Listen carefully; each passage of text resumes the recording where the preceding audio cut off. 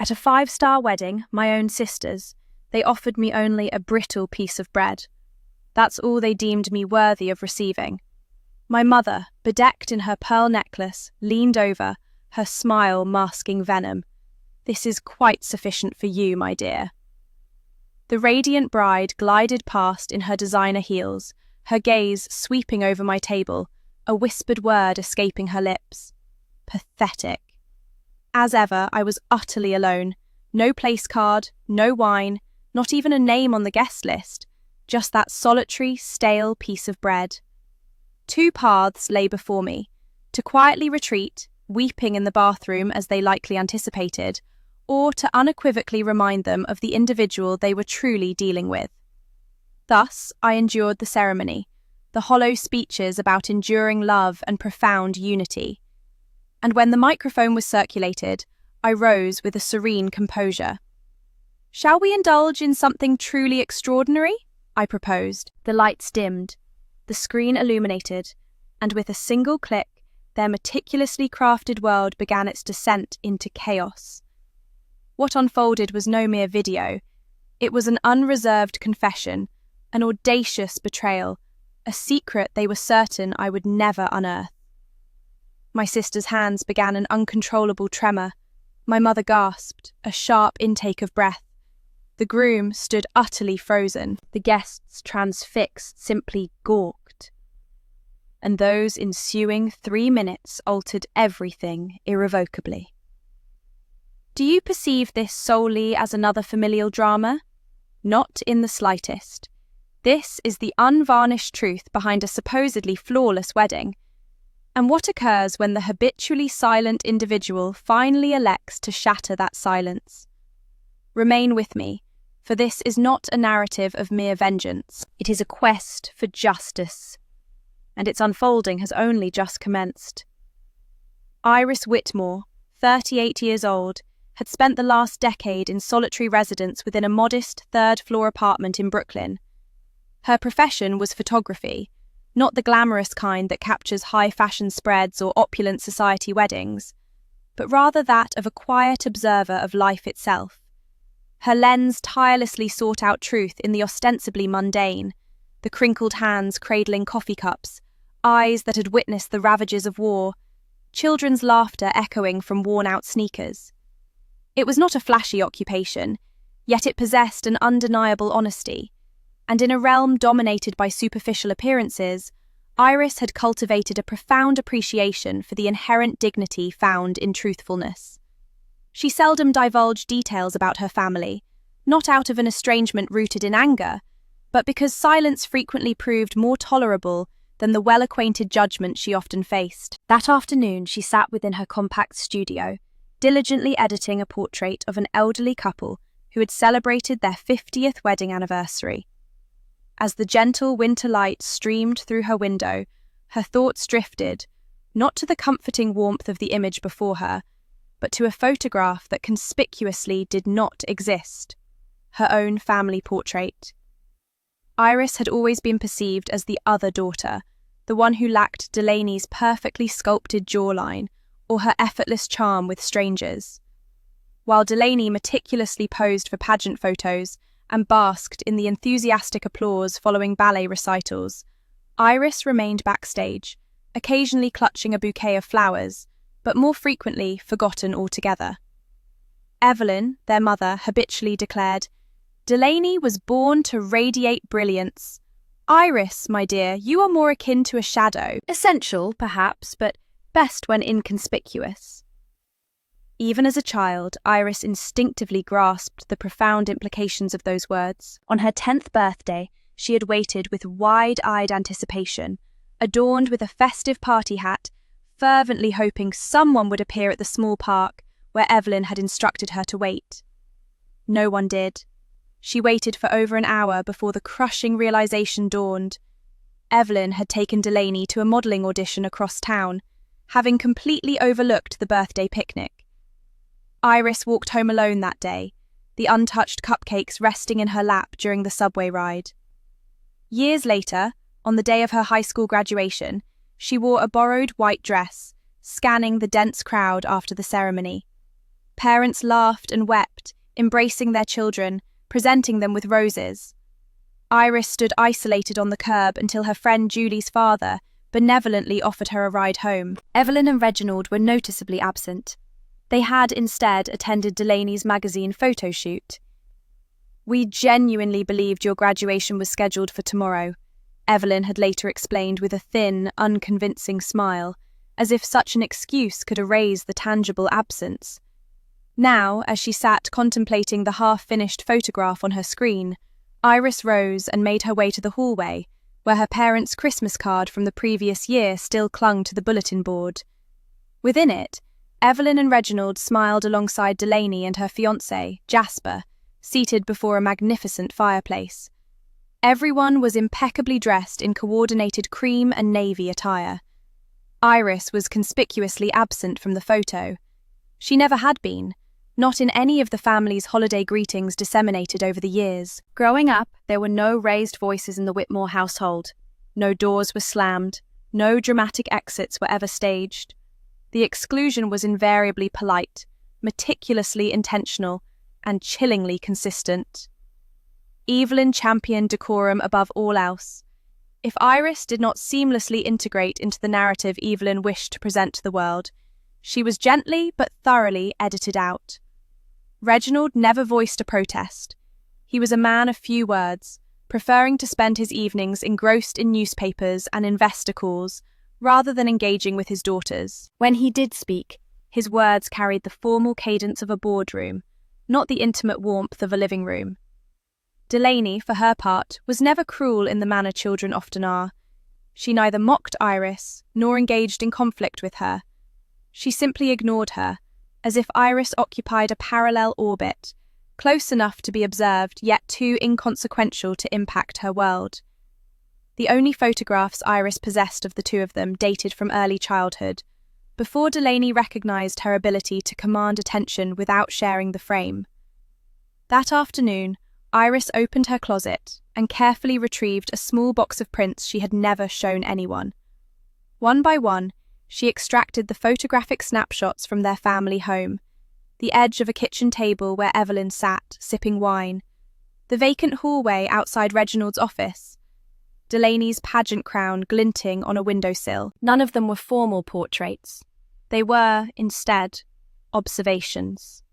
Quiet, distant, yet hauntingly intimate.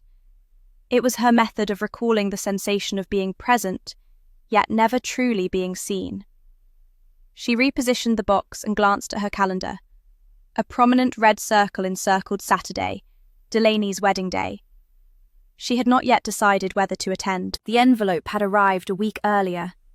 Thick, substantial paper, adorned with gold lettering, addressed not as Dear Sister or even Iris Whitmore, but formally as Ms. Iris Whitmore.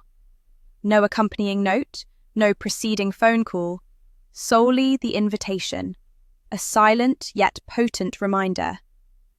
You are still not genuinely part of this family, but your absence would be noted, and that would prove inconvenient.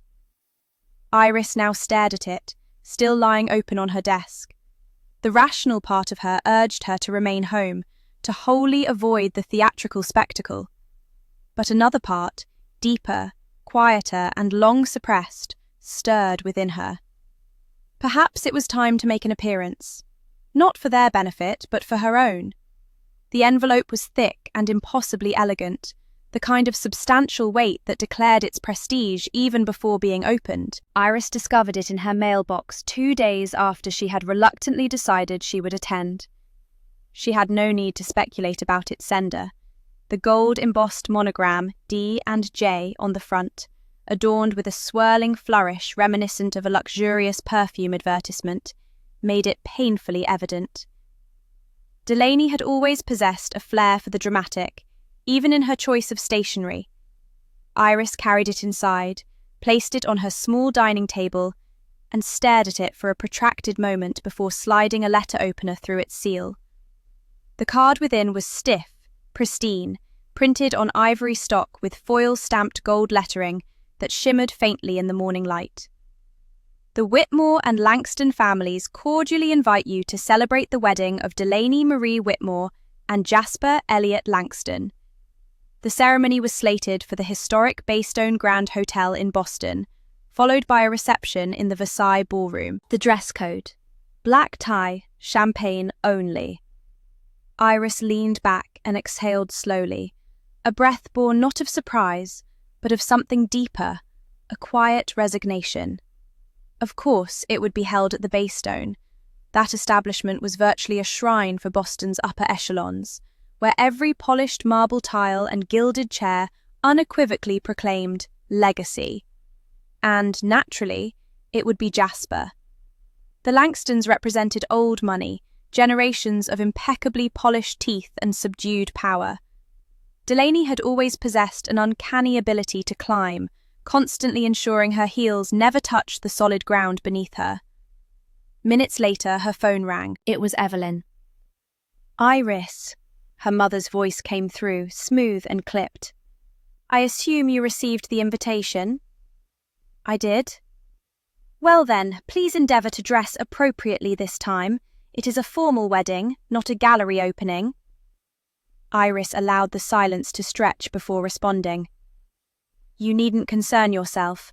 I'll blend seamlessly with the wallpaper." Evelyn did not laugh. She never did at sarcasm that failed to serve her own purposes. "Delaney's wedding is an exceptionally important event for our family. The Langstons are precisely the kind of people we wish to avoid offending." "I'm not the one marrying into their family," Iris replied, her voice softer than intended. "You are still representing us. Simply ensure you don't embarrass anyone. And no denim this time." Iris almost reminded her that she had only worn denim once, and that incident had occurred after a 10-hour train journey, undertaken specifically to arrive in time for Christmas dinner. But what would be the point?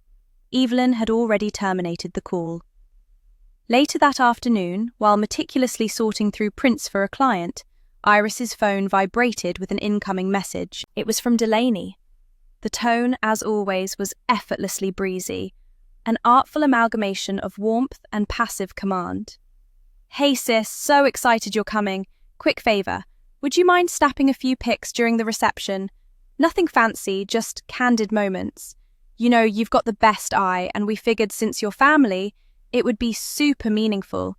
And free, of course, haha." Iris stared at the screen. She could almost distinctly hear the subtle elevation in Delaney's voice on the word free, as though it were a playful jest, as though it weren't entirely an expectation. Her fingers hovered over the keyboard.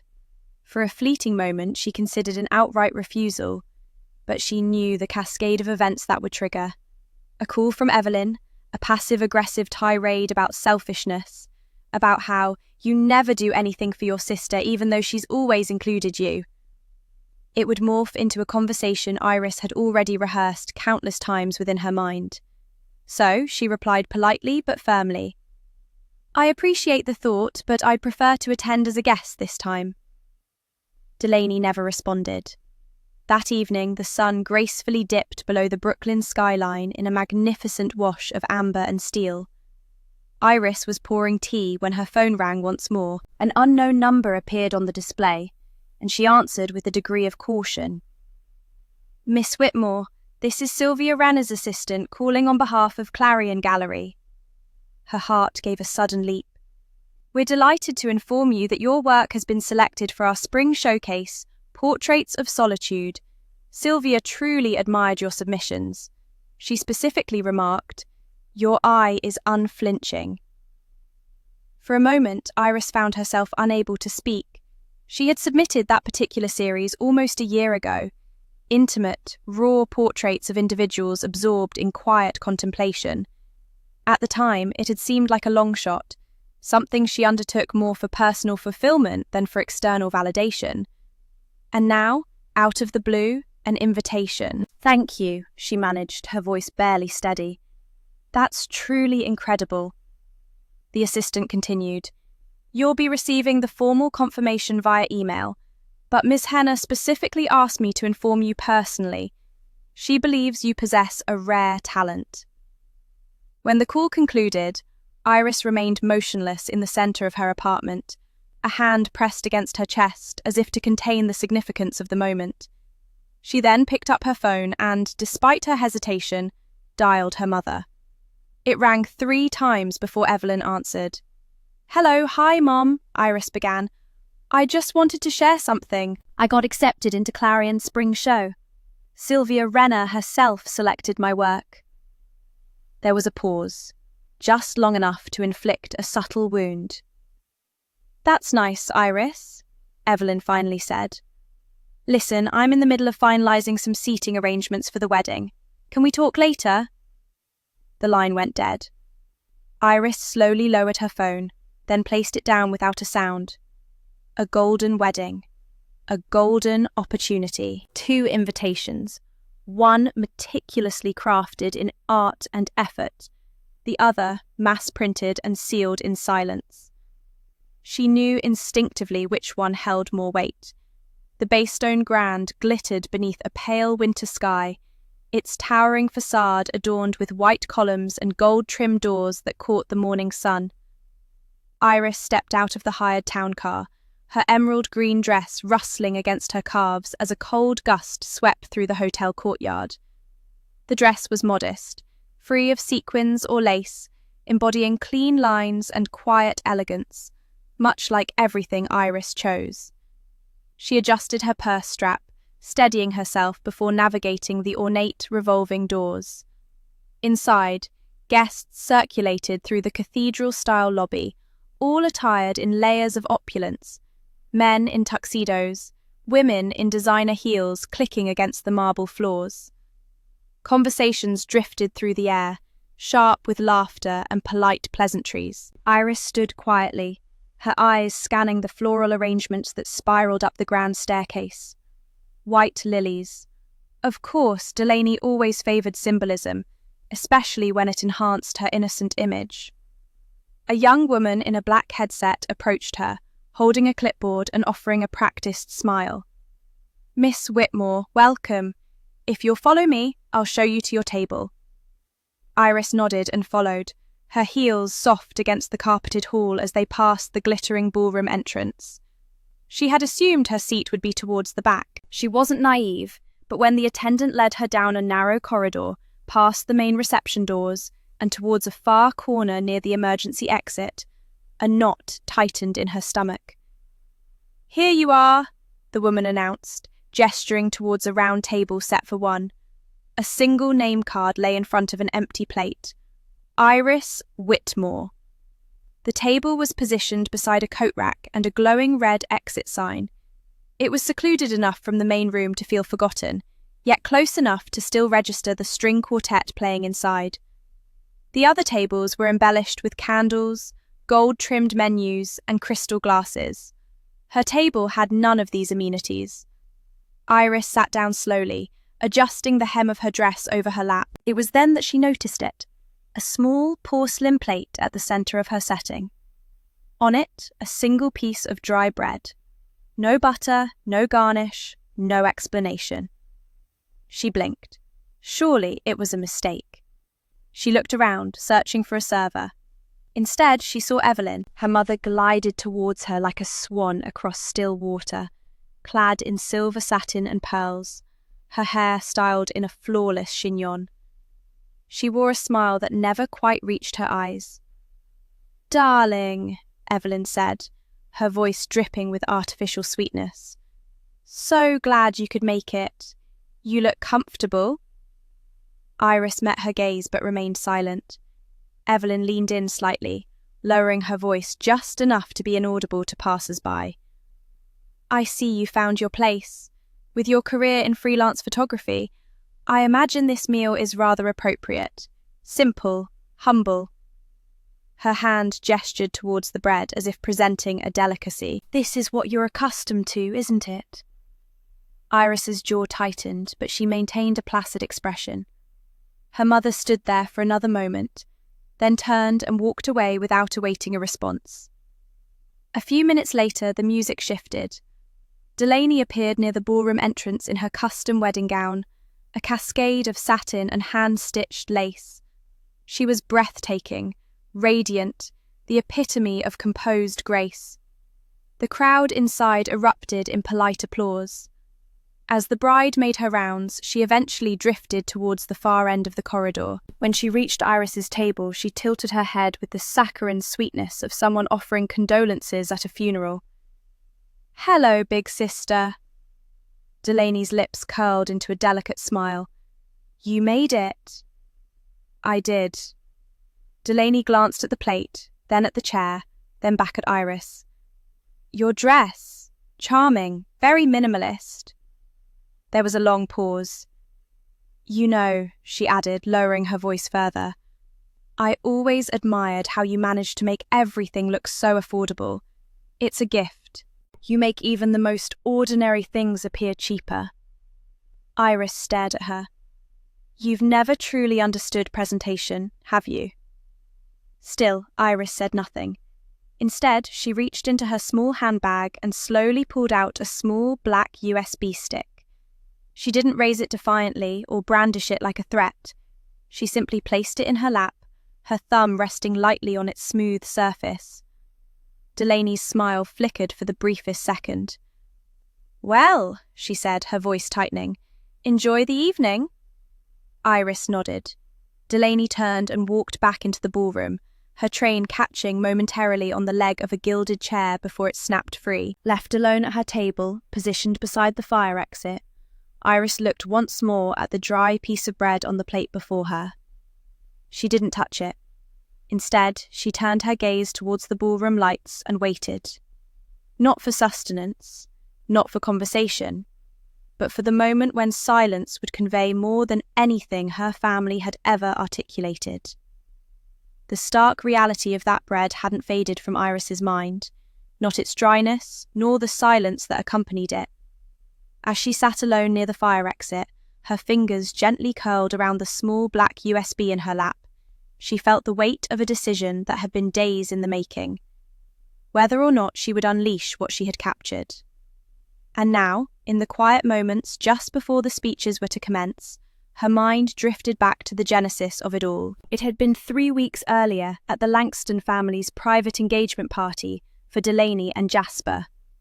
Hosted in the rooftop lounge of an elite hotel overlooking Boston Harbor, the event felt less like a celebration of love and more a grand exhibition of legacy. Delaney had insisted that Iris bring her camera. Not as a professional, of course, she'd said with a breezy laugh. Just for a few candid shots to make Mom happy. Iris had appeared with her smaller rig, more out of habit than obligation. She sought to avoid a scene, having long since learned to choose her battles. For most of the evening, she remained in the periphery, capturing blurred moments through glassware, children darting under chandeliers, Jasper making polite rounds among guests who whispered his name with reverence. Iris knew how to be invisible, and she preferred it that way.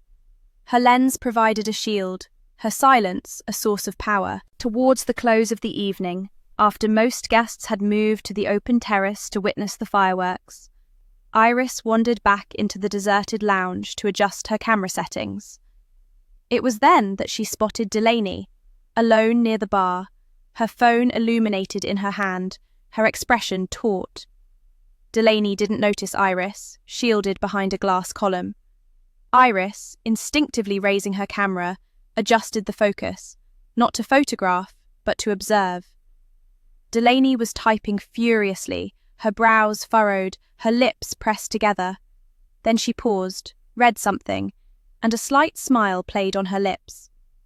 Iris couldn't discern the full message, but as Delaney shifted slightly, the screen came into view just enough for Iris's lens to catch a single line before it vanished.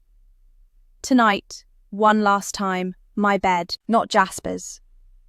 It was jarring, intimate, reckless. Delaney glanced around, slipped her phone into her clutch, and then headed towards the private elevator without a word. Iris hesitated only for a moment before following slowly, careful to remain out of sight. She harbored no intention of direct confrontation. She simply wanted to know, to comprehend. The elevator doors closed behind Delaney, and Iris descended 2 floors via the stairs, exiting discreetly into the underground parking structure. She recognized Delaney's car, the silver coupe their father had bought her for graduation. It sat alone at the far end, near the hotel's rear entrance. Iris waited in the shadows, camera slung at her side, her breath shallow in the cold concrete air. Minutes stretched on. Then, a black SUV pulled in and parked beside the coupe. The driver emerged, a tall man in a fitted coat, clean-cut, confident. He looked familiar. Cole Maddox, one of Jasper's business contacts. If Iris recalled accurately, she'd seen him once at a charity function, charming and far too smooth for his own good. Delaney exited her car and walked directly into his arms. There was no hesitation, no pretense. The kiss was slow, deep, and familiar. Not the thrill of a nascent affair, but something older, something deeply entrenched. Iris lifted her camera. She hadn't consciously intended to, but her hands acted before her mind could fully register. She switched to video mode and pressed record. She didn't zoom in. There was no need for Iris to do anything but observe and recall the unfolding events. Their conversation was brief. Delaney chuckled softly, subtly adjusting his coat lapel, before they both disappeared into the coupe's back seat. As the door clicked shut, Iris ceased recording. She remained motionless for another minute, then departed without a backward glance. The footage was never shown to anyone. She confided in no one. For days, she rationalized that it wasn't her concern. Perhaps Delaney had her reasons. Perhaps it wasn't her prerogative to derail a wedding, regardless of how frigid the relationship had grown. The clip was stored on a backup drive, unnamed, submerged beneath a dozen folders of client work. This remained its fate until today. Until she arrived at her sister's wedding, clad in a subdued, meticulously selected dress, only to be seated near an exit like a stranger. Until her own mother passed by, dismissing her with a smile, as if she hadn't nurtured her. Until her sister, swathed in white lace and self-importance, stood over her, audacious enough to hurl insults. It was the dry bread that solidified her resolve. Iris didn't perceive it as vengeance, not precisely. It wasn't fury that propelled her, but clarity. Years of being undermined, disregarded, and ridiculed had culminated. She wasn't seeking a confrontation, she sought a reckoning. And so, as the orchestra concluded its final prelude, and the distant clinking of silverware echoed beyond the door, Iris's fingers closed around the USB drive in her lap. It contained not just the garage video, but also the recording from the engagement party. Her camera that night had captured more than she initially realized. Words, sneers, voices, all preserved. Tonight, everyone would witness it. The day after the wedding rehearsal, the city of Boston hummed with the nascent warmth of early spring, no longer frozen. Iris drove in silence toward the house she once called home, a pale blue colonial with stone steps and an iron gate, nestled in a quiet neighborhood just outside the city. The yard's trees had begun to bud, and Evelyn's prized magnolia bush was starting to bloom. Some things, Iris noted, remained unchanged. Her intention was simple, to speak privately with her father, Reginald. He had always been the quieter one, the one who didn't dismiss her aspirations, even if he didn't actively support them. There was a slim chance he might listen, that perhaps he didn't know everything, that he might still be receptive. Parking at the end of the drive, Iris retrieved her bag, phone, and camera, still with her from the wedding preparations, and walked to the side entrance. She knew the door code. Evelyn had never bothered to alter it. Inside, the house smelled of polished wood and lavender oil. Iris paused in the entryway, hearing voices drift from the sunroom. She was about to announce herself when she caught her mother's name, then her own. Her steps faltered. "Don't worry." Evelyn's voice was calm and clipped. "I've already moved the house, the condo in Martha's Vineyard, and the legacy shares into your name. Reginald has no idea." "You're sure?" Delaney's voice followed. "Because after the wedding, I want things in motion fast. We can't afford for him to start poking around." "He won't," Evelyn stated with conviction. "That man hasn't reviewed a financial document in 5 years. He still thinks our lawyer handles everything. A faint clink, perhaps a teacup on porcelain, then a quieter yet distinct sound. This is for us, for the women of this family. You've done more for our future with this marriage than Iris could have done in a lifetime with her little gallery shows. Iris felt her fingers tighten around the leather strap of her bag. Delaney let out a low laugh. After I'm married, I'll be the one holding the pen. The accounts, the estate, the trust, everything. I'll make sure you're set, Mum. You can finally retire. No more pretending with Dad, no more coddling Iris. Let her stay in Brooklyn with her artistic life. Evelyn chuckled, a sound devoid of warmth. She won't last long. She's always been a phase, not a future. A long pause ensued, broken only by the rhythmic tapping of Delaney's fingers against glass. Do you think she suspects anything? Delaney finally asked. Suspect? Evelyn replied, a hint of disdain in her tone. I doubt she's capable. She still thinks honesty means something. Poor thing probably thinks love and hard work are enough. This time both women laughed, their mirth sharp and certain. Iris remained still. Her breathing had grown shallow, and a dull throb began behind her temples. She pulled her phone from her coat pocket, tapped the recording app, and quietly hit record. Her hand trembled slightly, not from rage, but from the irreversible finality of it all. This was not merely familial cruelty, it was betrayal disguised as legacy theft in a silk dress. She could now hear Delaney pacing. I don't even love Jasper, Delaney said, more to herself. But this is what power looks like. A Winston marriage, Mum. I'll be able to walk into any boardroom in Boston and own the room. You taught me that. Align yourself with advantage. Leave feelings at the door. Exactly, Evelyn said, her voice brimming with pride. You learned well. And Iris, Delaney added with a dry edge. She's just background, like wallpaper. We keep her around so no one accuses us of being heartless. But after the wedding, I say we cut the polite act. I agree, Evelyn said smoothly. No more invitations, no more forced holidays. She'll fade, and we'll flourish. Iris blinked back the sting in her eyes, not from their words, but from the brutal honesty of it all. It wasn't jealousy she felt, it was clarity. Her mother and sister weren't simply thoughtless, they were architects of deceit. This wasn't just about Delaney's affair, it was about rewriting inheritance, silencing voices, and erasing anyone who didn't serve their narrative. She watched the recording meter tick upward, 1 minute, 2, 3, until the conversation drifted to brunch menus and honeymoon details. Then, she slowly backed away, retracing her steps toward the side door. She didn't slam it, she didn't cry, she didn't even feel the full weight of the betrayal yet. That would come later. For now, she had a recording, and soon they'd have an audience. The ballroom shimmered with light as the orchestra concluded its gentle interlude. Crystal chandeliers sparkled above tables draped in white silk and adorned with gold-trimmed menus. Waitstaff moved in quiet choreography, refilling champagne glasses and clearing empty dessert plates. The air held that peculiar stillness just before formalities resumed. At the head table, Jasper stood and raised his glass with a broad smile, his father, Douglas Langston, beside him. The elder Langston, a man with a politician's voice and a banker's restraint, addressed the crowd with ease. To family, Douglas said, pausing to let the clink of glassware echo in the silence.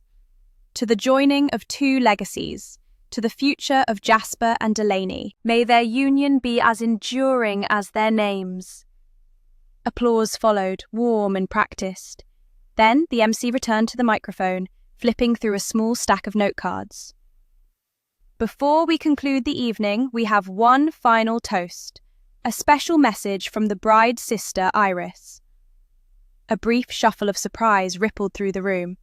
Delaney's smile faltered for the first time that evening. Evelyn, seated 2 chairs away, stiffened slightly. Iris stood calmly. Her emerald green dress, simple yet dignified, caught a soft glint beneath the ballroom lights, She held no glass, no notes. Walking toward the front with slow, deliberate steps, she turned to face the guests. "I appreciate the opportunity," she began, her voice clear and even. "But I won't be offering a toast tonight." A murmur, chairs creaked, someone coughed. "I'm not here to offer blessings or rehearse sentiment," she continued. "I came with something else. Something more honest. Something overdue." Delaney straightened in her seat. "What is she doing?" she whispered harshly to Evelyn. Iris held up a small black USB drive between her fingers and handed it to the technician near the stage. "I'd like to share a video," she said simply. "Please play it." The lights dimmed. The screen descended behind the head table. The room shifted from polite curiosity to restrained tension. Iris turned and stood to the side, her hands folded calmly in front of her. The first scene flickered to life. Delaney stood in the shadows of a parking structure, her coat draped over her arm, phone glowing in the dark. The message she read appeared silently, blown up on the screen. "Tonight, one last time, my bed, not Jasper's." Gasps scattered through the room. Then came the footage, grainy but clear enough, of Delaney and a man stepping into the back seat of her car, arms wrapped, lips locked. Some guests turned away, others stared frozen. Jasper sat unmoving, his knuckles white against the tablecloth. The scene shifted. This time, audio played. Evelyn's voice echoed through the speakers, precise and chilling. "I've already moved the house, the vineyard property, and the shares into your name. Reginald has no idea." Delaney replied with a bitter chuckle. "After the wedding, everything's mine. You can retire, Mum. I'll take it from here." From the shadows of the crowd, Reginald Harrison rose slowly, his eyes locked on the screen. The ballroom had gone completely silent. Delaney stood suddenly. "Turn it off now!" Her voice cracked in panic. "That's private! This is doctored! This is slander!" But the video played on. Evelyn's laughter joined Delaney's, the sound of greed disguised as maternal pride. A blueprint for betrayal, drawn out for all to see. Then, before the screen faded, a final voice echoed into the darkened ballroom. "That's enough," said a familiar voice, but it wasn't from the speakers. All heads turned as Cole Maddox, dressed in a dark suit, stepped forward from the side entrance. A real presence, not a recording. He moved toward the front of the room with calm precision. Delaney's eyes widened in disbelief, her face utterly devoid of colour. "What are you doing here?" she gasped. Cole disregarded her, turning his attention to the assembled guests, to Jasper, to the Langston family, to every gaze fixed upon him. "I was invited to the engagement party," he stated calmly. "I didn't realise I was merely a pawn in a larger scheme." She claimed it was just one last night, nothing more. His voice remained even, though a distinct clarity emerged. He had been nothing more than a tool, a man exploited to inflict pain on another. "I suspected she might distort the narrative," he continued, "so I recorded our conversations. I possess everything, every message, every detailed plan." Delaney began to shake her head fervently. "He's lying. He's obsessed with me." For the first time that evening, Cole looked directly at her. "Delaney, I did love you once, briefly. But what you did to your sister, to your father, to your fiancé..." He turned back to Jasper. "You deserve the truth, not a performance." The screen abruptly went black. As the ballroom lights flickered back on, a profound silence enveloped the space. In that quietude, truth finally asserted itself, overshadowing the glittering decorations, the accumulated wealth, and the reputations everyone had striven so desperately to uphold. Jasper Langston remained motionless for a moment, his fingers subtly twitching at his sides as the final resonance of Cole Maddox's voice faded from the speakers. Around him, the grand wedding ballroom seemed frozen, as if the opulent chandeliers themselves were collectively holding their breath. Delaney had ceased her sobbing, though her face was streaked with blackened mascara, and her body was hunched, as if attempting to vanish from a world that had suddenly turned against her. Evelyn sat beside her, her lips pressed into a bloodless line, her eyes darting nervously across the room like those of a cornered beast. Then Jasper rose. He spared no glance for Delaney. He ignored the stunned crowd. Instead, he slowly reached for his left hand and carefully removed the platinum band he had placed on his finger barely 2 hours prior. Holding it suspended between his thumb and forefinger, he stared at it for a protracted moment. "I loved a lie in a white dress," he murmured quietly. His voice, though not raised, reverberated through the ballroom like a final, solemn bell. He gently laid the ring upon the linen-draped table and turned toward his parents. Douglas Langston and his wife Elizabeth had maintained their composure throughout the scandalous revelations, but the steely resolve in Douglas's jaw had now solidified. Standing tall and grim beside his son, he fixed his gaze upon Evelyn Whitmore. "This marriage," he declared, "was more than a personal union. It was a strategic business alignment, one we regarded as sacred. But deceit is not a principle we conduct business with." Evelyn began to open her mouth to protest, but Douglas cut her off with a sharp, dismissive glance. "As of this moment, the Langston Group withdraws from all pending and proposed partnerships with Whitmore Holdings. Effective immediately, any outstanding negotiations are nullified." The force of these words struck harder than anything Iris had said or shown. Gasps erupted from several guests involved in finance or high society circles. They understood the gravity of this announcement. The Whitmore name faced a precipitous fall, not only socially but financially, and swiftly. Delaney crumpled into her chair, her hands covering her face. Jasper, without uttering another word, turned and walked away from the table, his mother following silently, her hand resting gently on his shoulder. And then Evelyn shattered. "This is all your fault!" she shrieked, rising so abruptly that her chair toppled backward. "You!" she accused, her trembling, manicured finger pointed directly at Iris. "You orchestrated this spectacle. You ruined my daughter's wedding. You destroyed everything we built." But the crowd was no longer listening. Guests had begun to rise from their seats, gathering their purses, their coats, their composure. Conversations murmured like wind rustling through trees, a soft, swirling sound, yet unmistakably moving in one concerted direction. "She truly deserves better," one woman whispered as she passed Iris. "I had no idea Delaney was like that," a man muttered to his wife. "No wonder Iris never came to family gatherings." No one dared to look at Evelyn. "Sit down," she barked at no one in particular. "This isn't over." Her voice cracked again, becoming hoarse and shrill. "Do you even know who we are? We are the Whitmores." No one responded. The orchestra had long since fallen silent. The only sounds now were the rustle of dresses, the scrape of chairs, and the slow, echoing footsteps of guests who had witnessed enough. Iris stood still, her hands resting calmly at her sides, her eyes fixed on nothing in particular.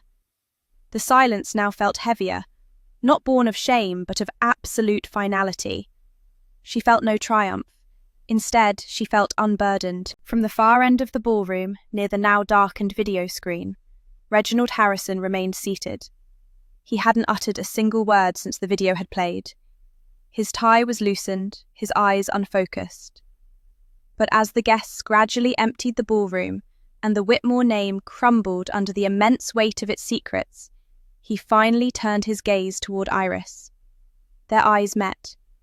He offered no words, no comfort, no apology, no anger, just a long, unreadable stare from a father who had just comprehended that he had constructed his family legacy upon shifting sand. And Iris, though she also spoke not a word, now understood one thing with absolute clarity. The fall had commenced. The ballroom had emptied, leaving behind only the faint, lingering scent of white roses and spiced candle wax. Servers moved quietly through the remnants of what had once been a perfectly picturesque wedding, clearing away half-finished glasses of champagne and untouched slices of cake. In the distance, Evelyn's voice had long since faded into silence, either from sheer exhaustion or utter disbelief. Delaney was nowhere to be seen. Iris remained near the stage, her green dress now slightly creased, her face still composed, though her soul trembled from everything that had just unravelled. She hadn't noticed the woman in the dark burgundy coat until a voice called her name, soft yet firm. Iris Harrison. Startled, Iris turned to see a figure she hadn't encountered in almost 2 years. Sylvia Renner stood tall and poised, her silver-grey bob perfectly in place, and her black gloves still clutched in one hand, as if she had just arrived from an art auction. She wore no awkward social smile, but rather the direct, appraising gaze of someone who had witnessed something entirely unexpected. "Sylvia," Iris uttered, barely concealing her surprise. "I didn't realize you were here." "I wasn't invited," Sylvia replied with a wry smile. "But someone close to me was. Word travels swiftly in art circles, especially when chaos is elegantly draped in silk and scandal." Iris was unsure how to respond. The last time they had spoken, Sylvia had delivered a rejection with her characteristic grace. "Your technical skills are sharp," she had said then, "but I don't perceive the soul in your work. I seek rawness, something that dares to inflict pain." It had stung, though Iris had nodded respectfully and offered her thanks. Now Sylvia surveyed the dishevelled ballroom. "I saw the video," she stated without preamble. "I stood in the back, observed the entire unfolding." Iris lowered her eyes. "That wasn't intended to be art." Sylvia's voice was quiet, yet it carried the kind of certainty that commanded attention. "It was, whether you meant it or not. It was art, raw, painful, brilliant. The kind of truth one cannot curate. You didn't merely expose their falsehoods. You exposed yourself, your pain, your strength. That demands more than mere talent. It demands conviction."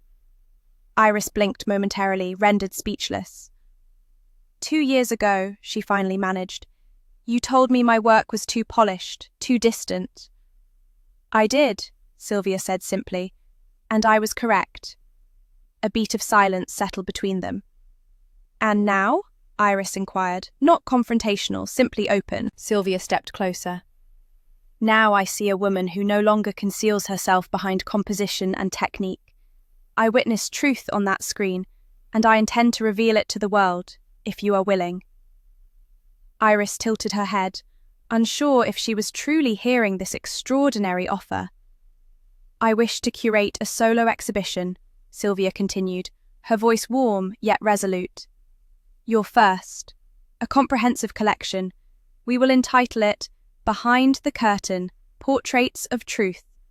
Not merely the wedding, but everything. The void in your childhood, the invisibility within your family, the reclamation of your own voice." Iris felt her breath catch in her throat.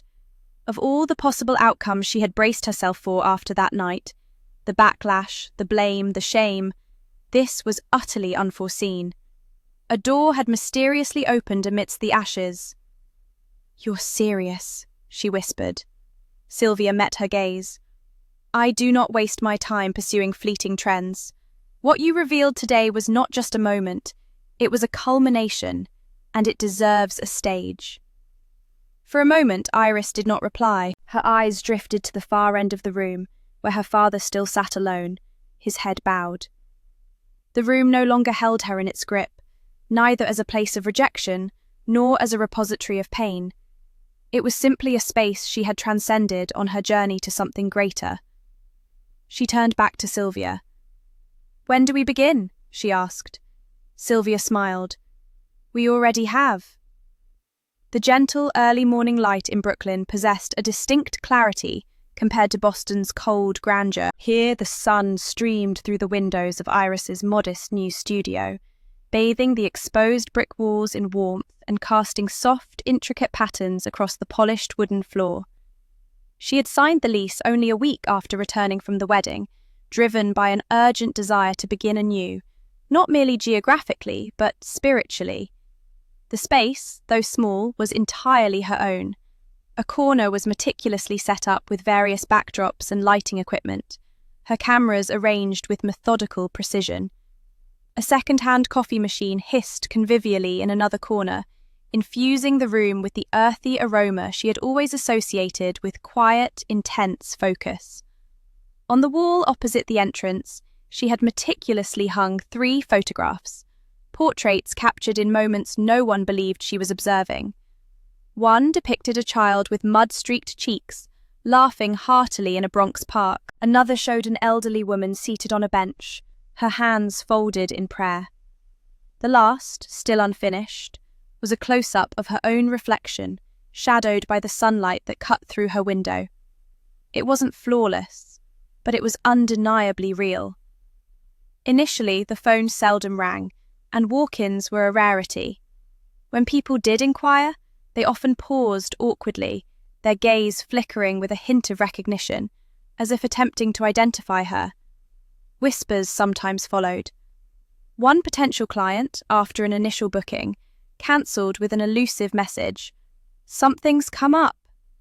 She didn't need further explanation. She understood. The narrative had diffused more extensively than she had anticipated. Not her artistic endeavours, at least not yet, but the scandal. The viral headline, "Woman exposes cheating sister at wedding in front of 200 guests," had captivated news blogs. Social media platforms were inundated with varied opinions. Some lauded her courage, while others condemned her as vindictive. There was even a podcast episode titled "Family Secrets and Public Screens: The Iris Harrison Incident." It was a surreal experience, not always complimentary, but she had come to terms with it.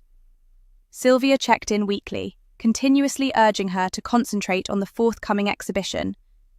"Let the noise abate," she advised. "It invariably does, and then your work will speak for itself." And it did. The initial breakthrough occurred when an editor from Art Perspective Quarterly contacted her for an interview, not concerning the wedding, but about her photo series titled Unseen. Iris hesitated, wondering if this was merely another attempt to sensationalize her story. However, the editor surprised her. "What interests me," he stated, "is the empathy present in your lens. It's not just what you display, it's what you reveal by not averting your gaze." Soon after the article's publication, a subtle transformation began. A retired jazz musician called to commission a portrait. Subsequently, a mother of 3 from Queens scheduled a session for her family's first photograph in 10 years. A modest yet respected art blog named Iris as an artist to watch in 2026, commending her documentary honesty without the detachment of objectivity. Her calendar started to fill, not rapidly, but consistently. Crucially, the individuals who sought her out desired to be truly seen by her, not merely photographed. They came because they had heard that Iris didn't retouch wrinkles or orchestrate perfection. She captured raw truths, the kind that resonated long after the shutter clicked. One evening, while reviewing unedited files from a shoot, her phone vibrated with a message from Sylvia. "Final gallery specs approved. Opening date set. Ready to show them." Iris smiled. She glanced once more at the photograph of herself on the wall, partially obscured by shadows, partially illuminated. Then, she refocused on her work, her fingers steady on the keyboard. She was no longer hiding. This new chapter had not arrived with fanfare or an apology. It had gradually seeped in, quiet and certain like sunlight through an open window, embodying a sense of belonging. In the aftermath of the wedding, the Whitmore name became somewhat of a cautionary tale within Boston society's elite circles. What was once hushed admiration quickly transformed into overt disapproval, and Evelyn Whitmore, formerly the esteemed patroness of chamber music luncheons and art fundraiser galas, found herself devoid of a single invitation. It commenced with a chilling silence. Calls, which she had grown accustomed to receiving weekly from event organisers and for casual brunch confirmations, simply ceased. Then followed calculated removals. Her name was discreetly excised from the board of the Women's Heritage Society. A polite but firm letter arrived, stating that, in light of recent family matters, the board had unanimously voted for her resignation. The Boston Evening Register published a subdued yet devastating piece regarding the collapse of a once revered socialite dynasty. Her longtime friend and social confidant, Helena Montgomery, refused to return any of her messages. Even her hairdresser cancelled their standing Thursday appointments. She had always instilled in her daughters that appearances were paramount. Yet no tailored dress or refined accent could shield her. Now the video was ubiquitous. Not just the betrayal, but the malicious glee audible in Evelyn's voice as she spoke of Iris, treating her as if she were a blemish on fine linen. It transcended mere scandal. It was evidence of character, and society was quick to recoil. Meanwhile, Reginald Whitmore endured a blow that did more than bruise his ego. It fractured foundations. 3 major real estate development contracts were abruptly withdrawn. One, from a long-standing investor based in Connecticut, cited uncertainty in leadership values. Another, a resort firm in Cape Cod, pulled out during final negotiations, stating a need to protect its brand. He endeavoured to manage the fallout, but whispers shadowed every meeting. Isn't he the father? Wasn't that his daughter? What exacerbated his predicament was the silence from his own household. Evelyn barely spoke, consumed by her personal maelstrom of shame and disbelief. And Delaney had entirely vanished from the house. When she finally telephoned him, her voice was hollow. "I need help," she uttered, and he barely recognised her. Delaney had always been the golden child, the pride of the family name, the exquisite embodiment of their ambition, but her downfall was more severe than either of her parents had foreseen. Jasper had not only publicly terminated their engagement, but refused to answer any subsequent calls. His mother, Sylvia Langston, issued a swift and scathing press statement, clarifying that the Langston family had no ongoing or future affiliations with the Whitmores. The jewellery firm that sponsored Delaney's last campaign dropped her overnight. Modelling agencies ghosted her. Her agent refused to return calls. She still possessed her condo, her wardrobe, and her high heels until she checked her private savings account, the one she had created with Cole, intended to hold sufficient funds to start anew should things with Jasper falter. The balance was 0. She blinked in disbelief and attempted to log in again. Still 0. When she dialed Cole's number, it went straight to voicemail. The last message she had received from him just a few weeks earlier had stated, "Relax, beautiful. After the wedding, we'll be set." His social media accounts had vanished. His apartment was empty. No mutual friends had heard from him. In a quiet, sterile moment inside her empty condo, she sat on the floor, still wearing her shoes, and stared at the phone in her hand. Her mascara had long since smudged. Her breath was shallow, her thoughts darting toward a realization she had never dared to imagine. She had been manipulated. She had manipulated everyone, her fiancé, her family, even Iris. Yet, in the end, the one person she believed she could control had been manipulating her all along. She didn't cry, not initially, but as the hours stretched on and her messages to Cole remained unread, the shock transmuted into something darker. Her empire, built on manipulation and superficial charm, had disintegrated in a single weekend, and there was no one left to assist her in picking up the pieces. Back in Boston, Evelyn stood at her kitchen window, stirring a cup of tea she would not drink. Her reflection in the glass appeared older, somehow diminished. She had once presided over charity auctions and tea parties, but now the silence in the room was heavier than any social defeat. She had no gallery opening to attend, No press luncheon to host, no daughter to boast about. All she possessed was a narrative replaying endlessly in the minds of everyone who had once admired her. A story she couldn't rewrite, and a truth she couldn't suppress. The Whitmore name had not merely fallen, it had imploded.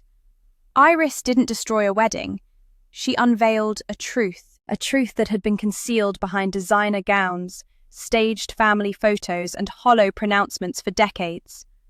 What you just witnessed wasn't vengeance. It was liberation, and not just hers, because perhaps someone watching this has endured the same hardships. Perhaps you've been marginalized, told to smile and remain silent. Perhaps you've questioned whether speaking up is even worthwhile. It is. The silence that followed her video wasn't solely shock. It was the reverberation of truth echoing in a room that never anticipated it. And that is why this story resonates. If you have stayed until the end, I want to ask you, what would you have done in Iris's position? Walked away quietly, or stood up and played the video? Share your thoughts in the comments. I read every single one. And if you believe that narratives like this, real, raw, unfiltered, deserve to be continually told, hit that subscribe button, because next week we're delving into another family, another secret, and another woman who refused to remain silent. This is more than merely storytelling. This is vindication, and you won't want to miss what comes next. The rain fell in torrents that afternoon, drenching the Brooklyn streets in a cold, consistent rhythm. Inside the studio, Iris stood at the sink, rinsing developer trays while soft jazz played from the radio. The studio was imbued with the scent of chemicals, coffee, and quiet. It was a rhythm she had come to appreciate. Days that unfolded without drama, without anyone demanding more than she was willing to give. She had just returned from installing 3 framed prints in the gallery window when the knock came. A soft tap, then again, followed by a pause, as if the person on the other side was re-evaluating. Iris dried her hands and approached the door, uncertain if it was a courier or perhaps a student from the community class she had begun teaching on Saturdays. But when she opened it, the atmosphere shifted. Delaney stood there, soaked. Her hair clung to her face, and the designer coat she wore, thoroughly drenched, hung heavily from her frame, a burden she seemed no longer able to bear. She didn't speak at first. She simply stood with her hands at her sides, raindrops tracing paths down her cheeks, some indistinguishable from tears. Iris remained motionless. She held the door but did not open it wider.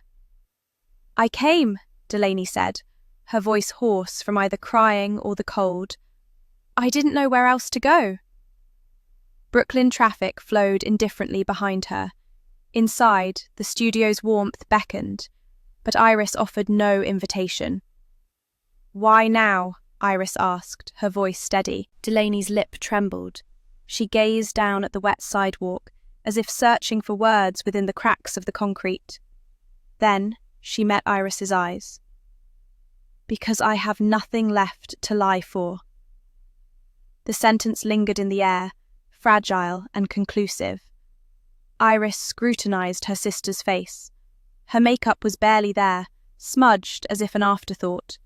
Her eyes, devoid of their usual pleading aura, were profoundly weary, stripped bare. "I'm not asking for anything," Delaney quickly clarified. I need to work. I need something real. I can clean, I can run errands. You don't even have to acknowledge my presence." Iris receded from the doorway, just enough to imply an opening. "You clean. You remain silent. You begin anew." Delaney gave a nod, her composure suggesting this moment had been mentally rehearsed 1,000 times. "I understand." Iris turned and re-entered, leaving the door ajar. Delaney followed, shrugging off her coat near the entrance, her shoes leaving a trail of damp prints on the floor. Her gaze swept across the studio, observing the prints, the lighting arrangements, and the meticulous order Iris had established. She refrained from touching anything. Iris offered her a mop. "Start there." Delaney accepted it without a word, commencing her task in the furthest corner. She made no inquiries about remuneration, nor did she request a towel. She worked quietly, head bowed, a small pool of water gathering around her feet. Iris settled back at her desk, picking up her editing tablet to resume her image review. Outside, the rain had softened to a persistent drizzle, yet the studio air remained heavy and still, thick with unspoken tensions. Forgiveness had not yet arrived, perhaps never would, but consequences had, bringing with them the first faint stirrings of transformation. The art gallery hummed with hushed conversations, the delicate clinking of champagne flutes, and the measured footsteps of patrons moving between photographs. Portraits of Truth had attracted a larger audience than anyone had anticipated. Art critics mingled with discerning collectors. Curious locals conversed with seasoned curators. Iris stood discreetly by the far wall, just outside the central glow, observing rather than reveling in the spotlight. Each piece had been meticulously selected, faces etched with time, hands clasped in sorrow, smiles caught mid-reverie. There was no artificial lighting, no contrived angles, just people depicted authentically. Her favourite piece, displayed near the exit, was titled Uninvited Light, a portrait of an elderly man seated alone by a window. It had already been marked as sold. Sylvia Renner approached her with a quiet acknowledgement. "You've initiated something, Iris. Something honest, raw, and utterly necessary." Iris nodded, not from pride, but from a deep sense of recognition. For most of her life, she had striven to be seen. Now, people not only saw her, but they also saw through her unique perspective. Near the gallery's nexus, a familiar voice pierced her thoughts. "Iris." She turned. Jasper Langston stood a few feet away, holding an untouched wine glass. His suit was less ornate than the one he had worn on what should have been their wedding day, but his bearing remained self-assured and graceful. "I didn't expect to see you," she stated. "I know," he responded with a faint smile, "but I felt compelled to speak with you. You inadvertently saved me." She offered no verbal reply, but the expression in her eyes softened. "I don't believe I ever truly loved Delaney," he continued. "I think I was enamored with the concept of her, with the person I was supposed to be with." He paused. "Witnessing your video, seeing the unvarnished truth, it felt like being forcibly roused from a dream, and I awoke a liberated man." She gave a subtle nod. No further words were needed. He didn't linger. "Your work possesses immense power, Iris. I sincerely hope you never cease your efforts." With that, he integrated into the crowd and vanished. Later, as the evening drew to a close and the final guests departed, Iris stepped toward the glass entrance, taking a moment to breathe. The city glowed beyond the slick, wet streets, reflecting the gallery lights, the passing taxis, and the muffled laughter emanating from the bar across the avenue. It was then that she saw her. Evelyn stood illuminated beneath the awning across the street. No umbrella, no entourage. Her posture remained regal, her chin slightly elevated, but her expression was enigmatic. She neither waved nor approached, simply watched. They remained in that tableau for a long minute, two women bound by blood, yet estranged by everything else. The mother who never offered praise, and the daughter who no longer craved it. Iris did not call out. Instead, she reached into her coat pocket, retrieving the camera she always carried. With practiced hands, she adjusted the focus, capturing Evelyn's image through the glass and rain, framed by the silence and the great distance they had both chosen. Later, when she uploaded the image, she initially gave it no title, only a timestamp, but before printing, she added a concise caption in the bottom corner. "Sometimes silence says enough." And so, the girl who once sat alone at family dinners, who had been offered a dry piece of bread at her sister's wedding, did not merely endure the shame. She transmuted it into art, into truth, into liberation. Iris no longer needed to scream, fight, or beg for affection. She simply presented the world with reality. And that, in itself, was enough. If you've reached this point, perhaps, like Iris, you understand that silence can be a potent force, that truth requires no permission, and that sometimes the most profound betrayals can serve as the clearest mirrors. Now, I'd like to hear from you. Have you ever felt like the outsider in your own family? Have you ever suppressed your pain to maintain harmony? Share your experiences below. Your comment might be the very one that helps someone else feel less alone. If narratives like this resonate with you, if they impart a quiet strength, then remember to subscribe. We're only just beginning. There are more voices awaiting discovery, more silences to shatter, and more truths to be articulated. Because retribution doesn't always arrive in a blaze. Sometimes it comes with a vengeance.